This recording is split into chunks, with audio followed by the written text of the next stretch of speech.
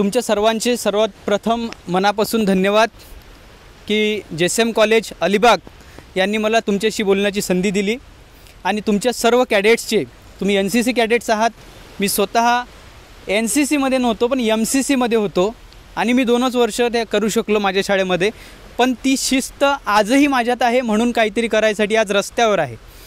तर तुमच्या सर्वांना पुढील भविष्यासाठी सर्वप्रथम शुभेच्छा देतो आणि 2-4 प्रश्न तुमच्यासमोर मांडतो, जे प्रश्न मला सतावत आहेत आणि माझ्यापर्यंत माहिती ज्यांनी पोहोचवली ते सर्व यासाठी काम करत आहेत। तुम्हाला याबद्दल काय वाटते? तुमच्या भविष्यात तुम्ही डायरेक्ट त्या समस्येला सामोरं जाणार की त्याच्या आधी सावधी होणार, हा प्रश्न आहे। तुम्ही सर्व इथे उद्या मला नोकरी लागावी म्हणून इथं आलेले आहात आणि नोकरी लागल्यानंतर आपल्याला पैसा मिळतो आणि आपण जीवन जगायला सुरुवात करतो, पण जीवन जगायसाठी तुम्हाला वातावरण तर चांगलं पाहिजे ना। का तुम्ही कसल्याही वातावरणामध्ये जीवन जगायला तयार आहात? करोडो रुपये मला मिळत आहेत नोकरी मिळून, पण मला जगायसाठी वातावरणच नाही। अशा वातावरणामध्ये तुम्हाला जगायला आवडेल का? नाही आवडणार ना। मग बस तोच प्रश्न घेऊन मी तुमच्यासमोर आलेलो आहे की जागतिक तापमान वाढ म्हणजे जलवायू परिवर्तन, इंग्लिशमध्ये क्लायमेट चेंज। तर क्लायमेट चेंजबद्दल तुम्हाला थोडीशी तरी कल्पना आहे का? ज्याला असेल त्याने हात वरती करा फक्त।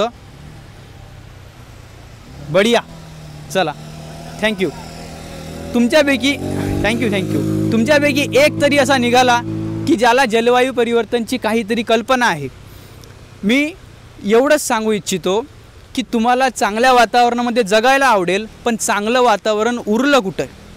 तुम्ही ज्या भागात राहता एवढं नक्की करा, तुमच्या आजूबाजूच्या नाल्या बघा आणि तुमच्या आजूबाजूच्या नद्या बघा आणि मग विचार करा की आपल्याला जगायसाठी आपण काय शिल्लक ठेवतो आहे। तुम्ही जर अलिबाग हा धोकोडेचा एरिया, मांडवाचा एरिया, इकडे रेवदंडाचा एरिया, हा भाग जर तुम्ही सायकलनं बघितला कधी तर तुम्हाला कळेल की जमीन सपाट होऊन राहिल्या। आणि काय होऊन राहिलं सपाट होऊन? एक व्यक्ती राहतो एका बंगल्यामध्ये बस, पण त्यानं बंगला कितीचा पूर्ण घेरून घेतलेला आहे? 10 एकराचा।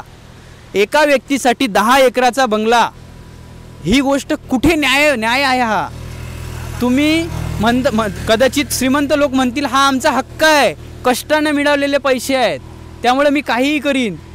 दादा, ज्या वेळेस आपल्या सर्वांवर ही परिस्थिती येईल ना की आपल्याला इथे अन्नाला आणि पाण्याला तरसावं लागेल, हाच देश नाही पूर्ण जगामध्ये नियम काढावा लागेल, जेवढी गरज आहे